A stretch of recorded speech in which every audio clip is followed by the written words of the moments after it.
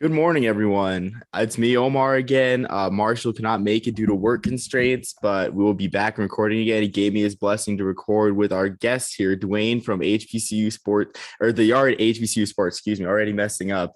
So, Duane, before we start with our big topic on Howard football and Audi Field, can you give a little background on yourself and your site and everything?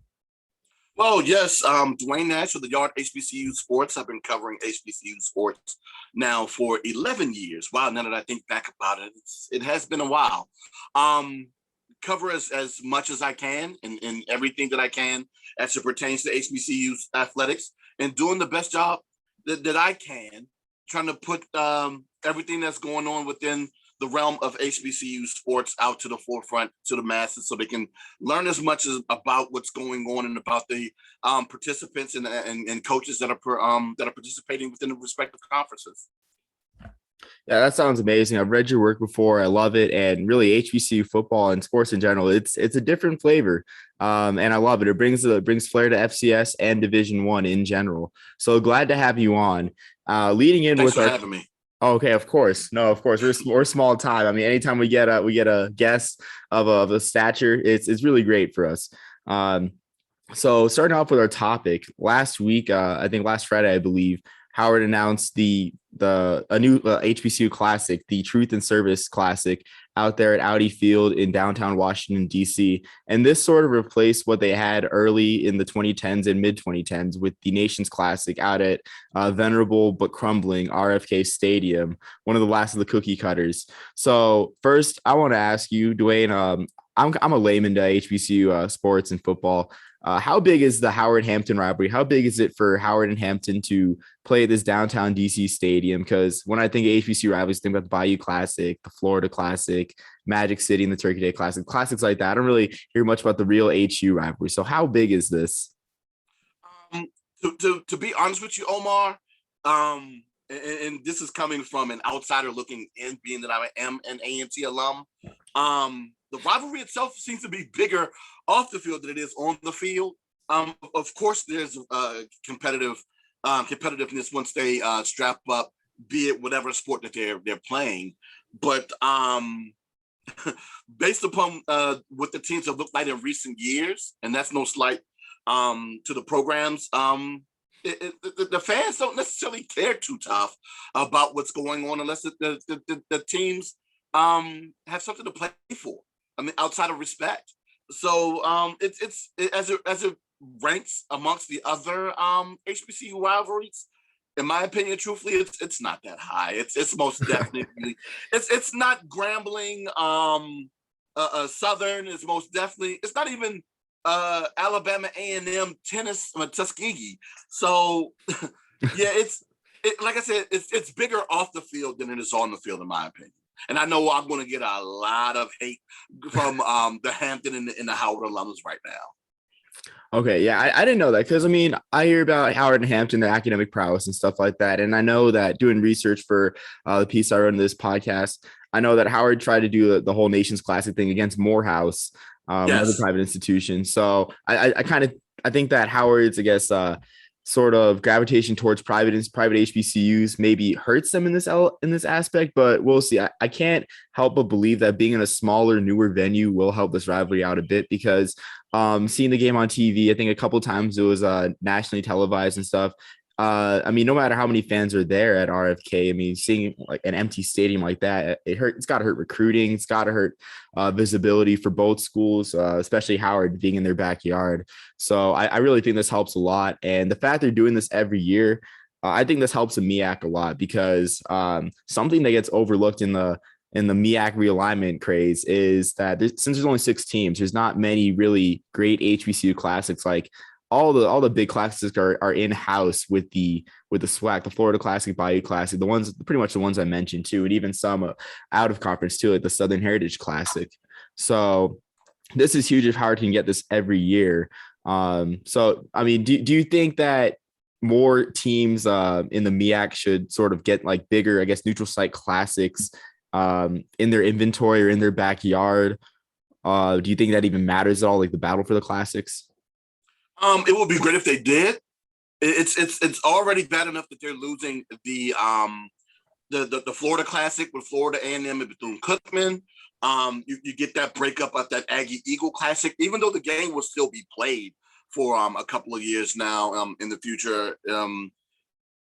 The fact that you lose those two, even the battle of the border with A&T and South Carolina State, you lose that too.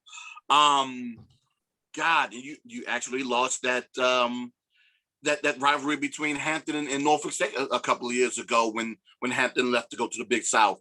So you're losing a lot of in-state rivalries in the MEAC, and if they could somehow generate that, the question is though how. Being that, of course, the closest rivalry will be Hampton. I'm sorry. The closest in-conference rivalry would be Howard and Morgan State, or Howard and Delaware State, Morgan State, Delaware State. And I don't necessarily know what attendance would be like to have that as a classic outside of their respective stadiums of Green. And I can't remember what the stadium in Dover and the stadium over in Morgan State are called off the top of my head. But yeah, those stadiums normally seat about 10,000. And to try to have it in a stadium larger than that, I don't know. It just seems a little lofty to attempt that, even though the classic, the New York Urban League Classic between Morgan State and Howard did work in the Meadowlands. Wow, if they could somehow revive that, that'll be great. But that's still just one. That's still just one game. Yeah, that's a good point. And you sort of hit my next point of discussion, as in having Howard playing Delaware State and Morgan State instead of Hampton, because, I mean, it just looks like, I don't know if Howard will be able to get Hampton every single year in the schedule, especially more so because of the Big South's scheduling constraints. I think they play 7 conference games compared to the MEAC's 5. So yes. I'm not sure if they'll be able to get them on the schedule every year. So, I mean, do you think if Delaware State builds up some success, maybe one year they go, I guess, maybe like 4-1 in the conference and get that Celebration Bowl berth? Like, I mean, Morgan State had that, I think it was either 2013 or 2014 where they had it was like a 4-way tie for the MEAC. I mean, if that happens, infamous 5-way tie. Wow. Yes. Oh, that one still hurts my heart to this day. And a lot of conversation that I've asked about that, to hopefully that would never happen again, could never come into fruition. But I don't think it'll happen now. Now that they only have 6 teams in the conference. But wow. I'm sorry, Omar. What was your question again? Yeah, no, I was just saying, like, I'm sorry. I just got so entrenched in the 5-way tie that my brain started to ooze out my ear just a little bit just then. I'm sorry. It was just or even I'll rethink that again. No worries. No, I mean, I think it's fascinating. I'm sorry if I struck a nerve with you, but but if one of those teams gets some success in the MEAC, because it looks like, I mean, it's South Carolina State's conference to lose out there. If one of those teams gets success, do you think maybe a classic is more marketable, or do you think that just those programs themselves just are beyond the point of being brands to the point where a classic in DC would work, or like instead of Howard having to lean on Hampton every single year for this Truth and Service Classic? That is a very interesting question. It would have to be sustained success, not just from Delaware State or Morgan State, but from Howard as well. It's going to have to be a situation where the fan bases from both teams, and also one of the other things that was a huge issue with the Nation's Football Classic was that you didn't get a complete investment from the community. And that's with any classic, and even with the Celebration Bowl. And that's one of the issues that I have with that game in Atlanta as well. They don't have a huge investment from the community. And I can't necessarily speak for the Celebration Bowl, being that I don't live in Atlanta, but one of the things that I did see here, at least with the Nation's Classic, was that they did attempt to get local media involved in the pushing the game. I heard the game talked about on various sports radio networks, even your local top 40 radio stations as well. And they did their best, but just for whatever reason, the community within those early years just didn't buy in. And I don't know if it was because of the opponents that were participating or what. Yeah, that's a good point. I mean, I didn't really know about the community support, but I guess anytime there's like a neutral site game, you really need that in turn because it's really like a bowl environment, honestly, that you're trying to create that bowl environment. And again, yeah, it's sustained success for sure because I mean, no matter how good you are, I mean, you got to be a brand still, really. And I feel like maybe South Carolina State may be feeling that soon. I mean, I'm not sure how big of a brand they are, but yeah, no, I think that's a good point for sure. Well, if you talk to the people in Orangeburg, they'll let you know about their football history, most definitely, especially with all the Hall of Famers and the current players that they currently have in the league. Oh, and the fact that they have the most conference football championships and were in the MEAC, yeah, they'll make sure to remind you on a regular basis that they are football here in the MEAC. Yeah, I mean, I wouldn't know, but I mean, I'm trying to make a game this fall since I'll be out in Georgia this fall. I'm trying to make a game out in Orangeburg, so it should be exciting. So I guess another thing I have, you mentioned the Urban League Classic, and something that I think is interesting is how I guess HBCUs aren't trying to, I guess, sort of cater to that alumni base. So do you see a future maybe with if say this classic out in DC doesn't work out, that Howard maybe directs its Howard or Morgan State, because Morgan State I've seen them play out at West Point at the academy, and they played I think 3 games against West Point too, and that's definitely got to be an attempt at them trying to get back that New York City market, their alumni base, like they had against Grambling in the 60s and 70s. So do you see Howard diverting their efforts if this classic in DC does not work? It would be in their best interest to attempt to do so. You know, for years we've discussed, especially in the HBCU realm, in terms of our various fans. First and foremost, why hasn't a game worked in RFK in recent years, or maybe even in FedEx? The one time there was a game in FedEx, wow, that was. Ooh, you're about to make me dig in the crates right here. Because I was actually at that game. That was 15 years ago, 16 years ago to be exact. Yeah, that just happened to be a bad weather game, and that's the reason why the attendance didn't seem to work well that day.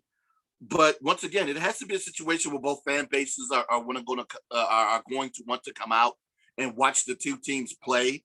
And if it's not a homecoming, I don't necessarily see. It's going to have to be an attraction for the fans to want to come out, and that's the only way I think that's going to work. And that's one of the things that they talked about with the Urban League Classic up in New York, was that it had a carnival-esque atmosphere in the tailgating situation, and they talked about the tailgating situation at RFK not being as welcoming to fans as the fan base would love it to be. But yeah, if that's something that they can improve on here, I don't know what the tailgating situation is like out at Audi Field. I still haven't had an opportunity to make my way down there yet. But I will say this, if they can continue to get the attendance numbers there that they were having at RFK, at least optically, it'll look great, because you're looking at numbers somewhere between 13 to 17,000 and within a 20,000 seat stadium. So yeah, that might be something that will be intriguing for fans to want to come out, because it'll look like, at least on TV, that the place is packed. Yeah, for sure.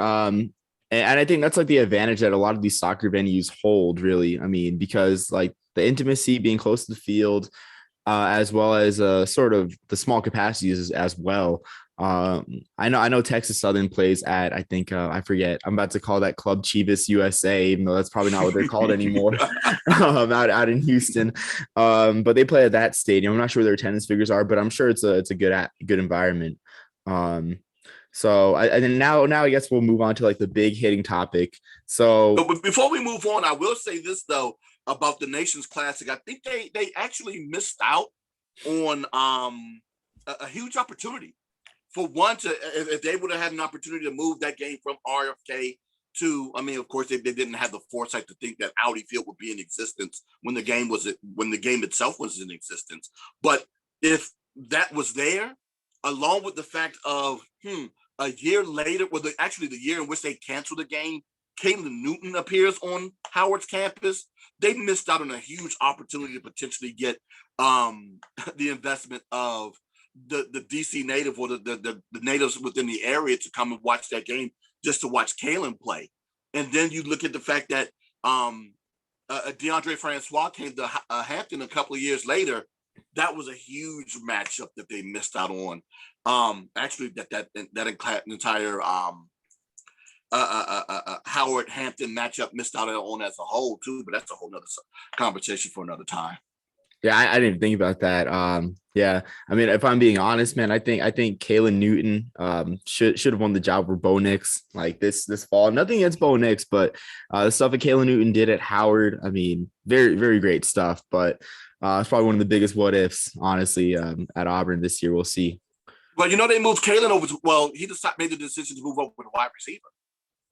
Yeah, so, I saw that. Yeah. I thought that was. That's fine. That's fine. I just thought looked at that as a move for him to increase his stock to become an NFL to make it to the NFL, because at that height of 5'10", his completion percentage wasn't necessarily the highest, but he had some great talent there at Howard along with him. One of those being Jaquez Ezzard, who of course now is at Sam Houston State, who had that huge game in the FCS championship game for their first title win. Yeah, no, I saw that. And I mean, I don't know, maybe this is because I'm not much of an SEC guy, but I really didn't. The only game I saw of Kaylin Newton's was the UNLV game, that iconic upset. But I mean, when I think of Kaylin Newton, I think about Malik Willis, and it's like, I just don't know how Auburn misses out on these quarterback talents, like on evaluating them.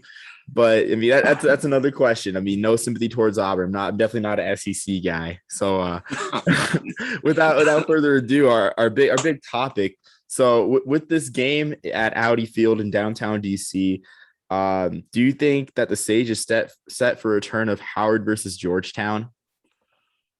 That's a very interesting question there, Omar. Potentially.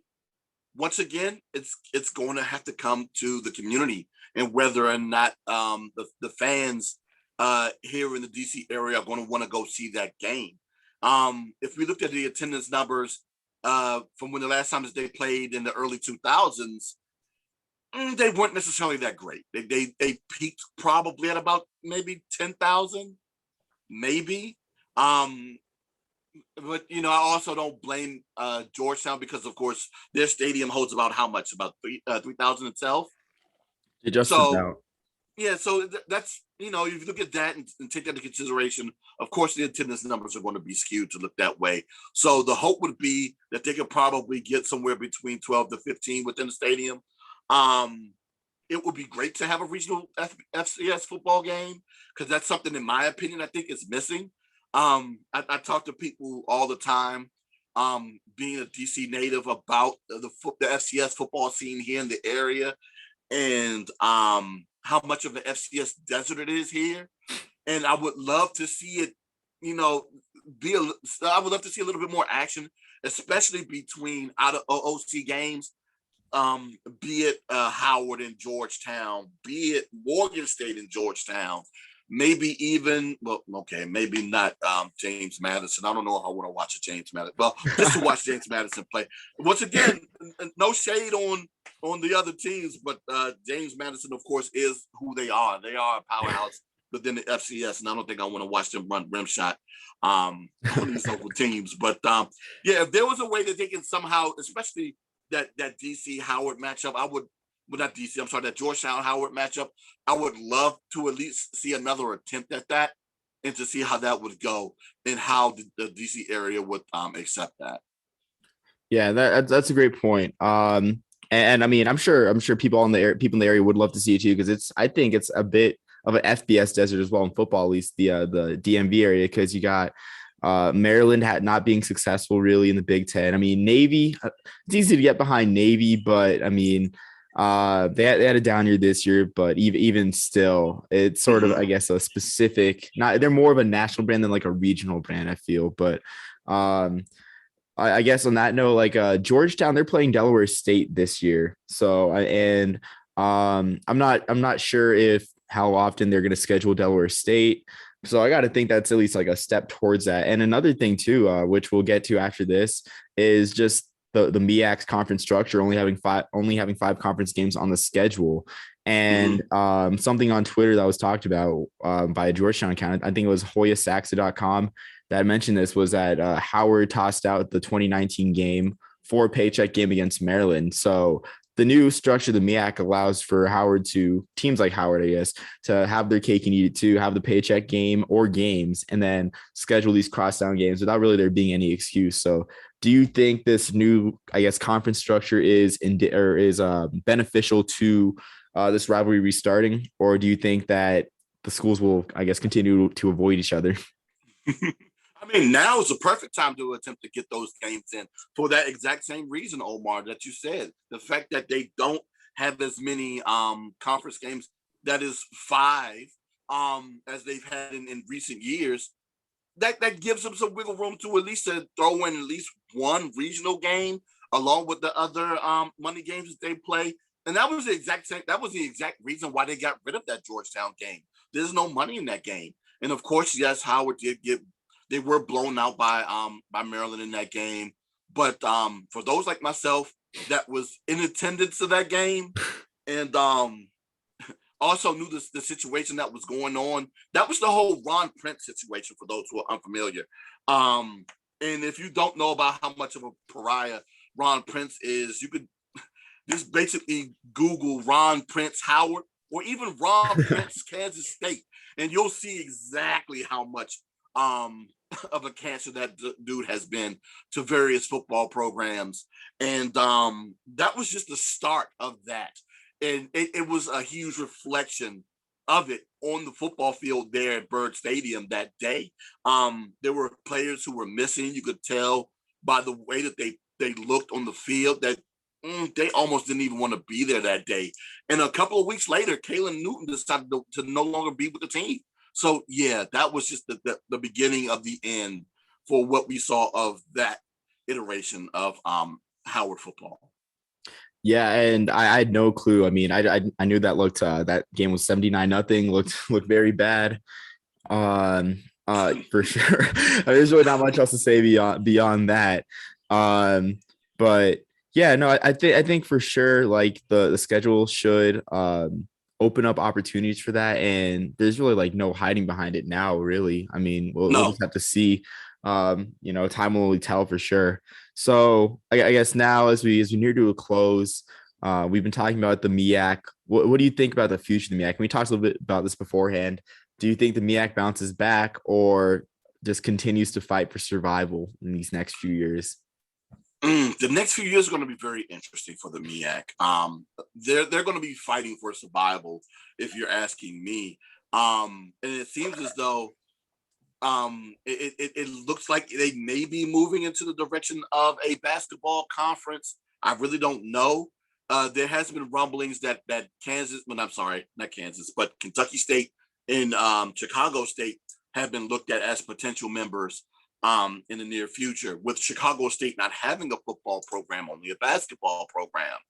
And if that's the case, they're most definitely going to have to add at least one more member, or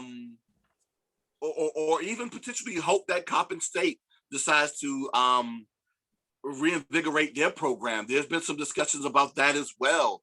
But the thing is, of course, they're going to have to get their university president on board in order to have that happen. But that is something that the alumni base, I'm sorry, not Coppin State, but Maryland Eastern Shore.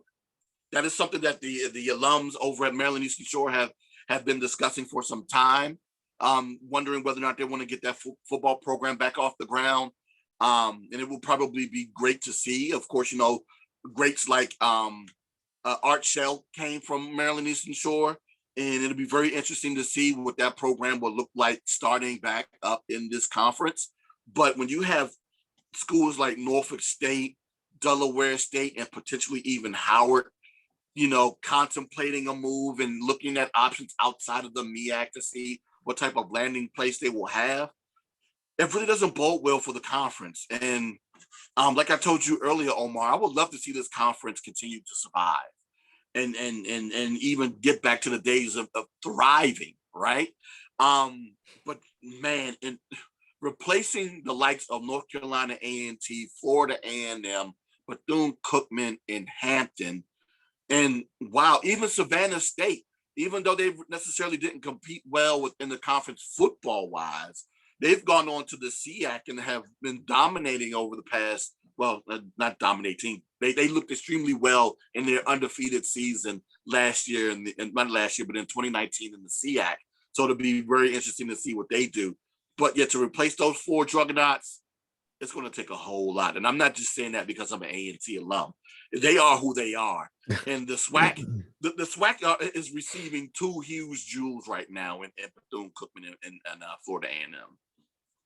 Yeah, I mean, it's gonna be hard to overcome that, honestly. And I can't help but think the same thing. Like they got to add a football school because right now they're on the edge. I mean, they in basketball they have cushion with Maryland Eastern Shore and Coppin State, but football there's not that cushion there.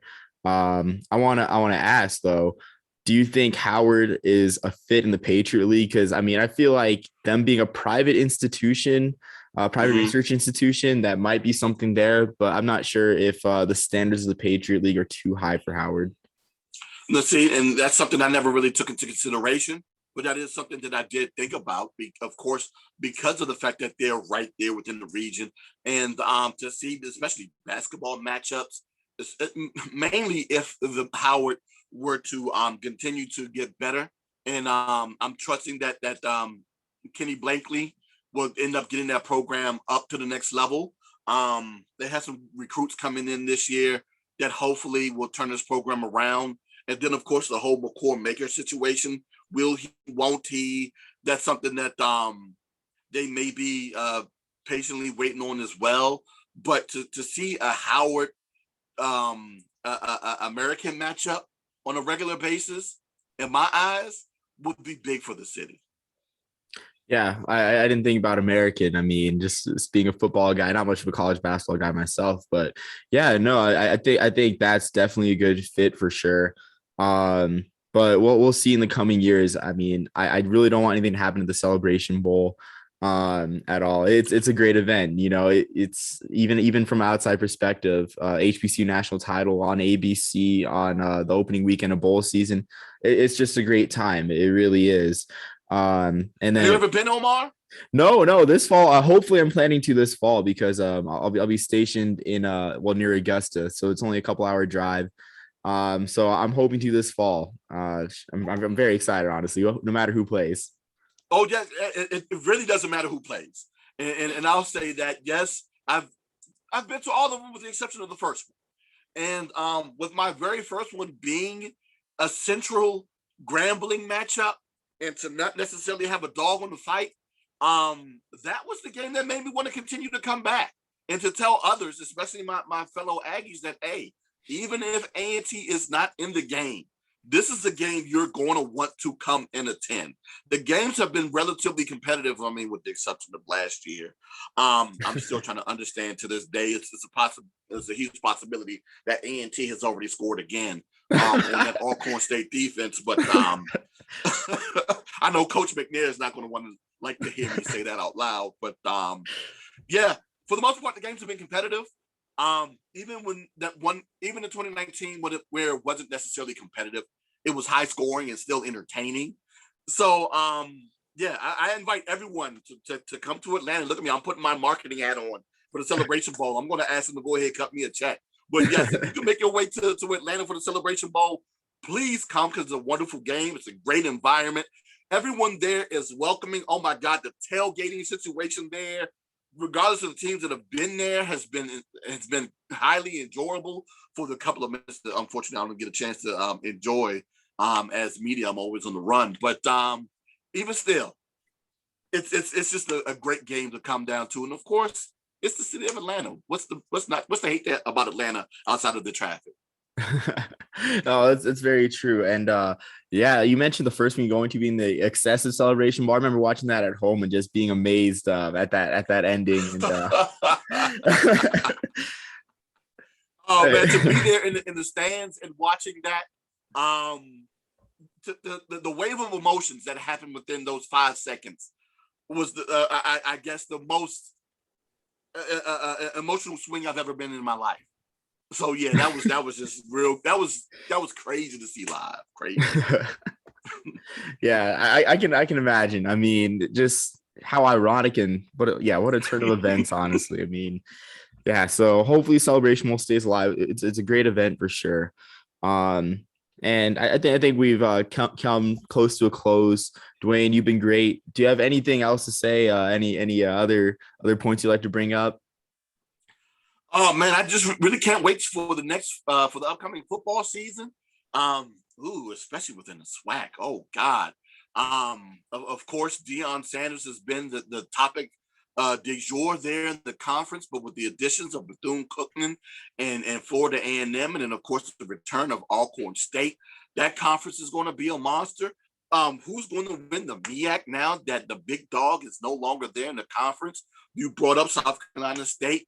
Norfolk State is going to be highly interesting, especially with the new head coach, Dawson Odoms out of Southern, oddly enough. But yeah, I'm just waiting to see exactly how this year pans out. You know, who will there be a dark horse in the MEAC? Could Delaware State come from out of nowhere? Maybe even North Carolina Central, maybe even Howard with Larry Scott. I'm just waiting to see what happens with the upcoming football year. And then, of course, as it pertains to HBCU sports, get ready for the Olympics. I got to go ahead and beat my chest for my fellow Aggies out there. Randolph Ross and everything he's been doing, especially with him qualifying for the Olympics in the 400, that whole 4x400 men's relay team of Ross, Trevor Stewart, who was also from Lorton, Virginia. Daniel Stokes and Akeem Lindo, they're all going to be participating in the Olympics for their respective countries. Mexico for Stokes and Liberia for Lindo. So I'm just highly excited to see what not only the Aggies but other HBCU alums are going to look like in Tokyo this next month, to be exact. Yeah. Yeah, I keep forgetting about the Olympics happening this year. It's just so strange, and it's very strange. Yeah, I mean that 4x4 relay team's been making a lot of noise. It's very exciting too, really. I mean, once I get into Olympic mode too, I still haven't really still hasn't sunk in, honestly. Should be fun to watch in this coming football season too. I'm excited for sure. Especially out of the MEAC, more so the SWAC. I mean, more than the SWAC, but more so the MEAC because I mean it's just wide open. I mean. And I want the game to be competitive. It's always fun, you know, in a national championship when you have like a 7-4 team in a national championship. It's funny. But I'm hoping for me, my dog in the fight. I hate to say it, with you being a A&T alumni. I'm pulling for Buddy Pugh, for old man Buddy out there in Orangeburg. I think hopefully he finally gets his trip to Atlanta. Guy's been there forever. It's only fair. So I mean that's who I'm rooting for this year. Yeah, Buddy's a huge character. I enjoy Buddy. Whenever I get an opportunity to see him talk, man, it's always entertaining. I'm rooting for him as well. You know, this just might be his swan song over the past couple of seasons. He's been on like 1-year contracts, and they've just been slowly extending his deal out a year. And this could be his year. But like I said before, based upon what happens down there in Norfolk and the guys that they keep and don't keep, and whether or not this team learns Odom's scheme quick enough, they can be highly competitive in that conference as well. So it'll be very interesting to see what happens. Yeah, for sure. Yeah, and I think that's all we have. Duane, it's been a pleasure having you on. Thank you again for coming on this small time pod, for sure. Hopefully. Hey, first and foremost, look at it like this, Omar. Everyone starts from somewhere, right? I still look at myself as technically being small time, you know. So don't belittle yourself by saying that, man. You just say you're up and coming, right? Okay, and they don't know about you yet, but you coming. So of course, man, we all start from somewhere. And it's a pleasure for me to be on here talking to you about this. Let it be known, it's very rare I get an opportunity to talk about football within 495, within the Beltway. So whenever I get an opportunity to do that, I love it. I suck it up. So I'm just glad that you brought me on here to talk about it. Yeah, most definitely.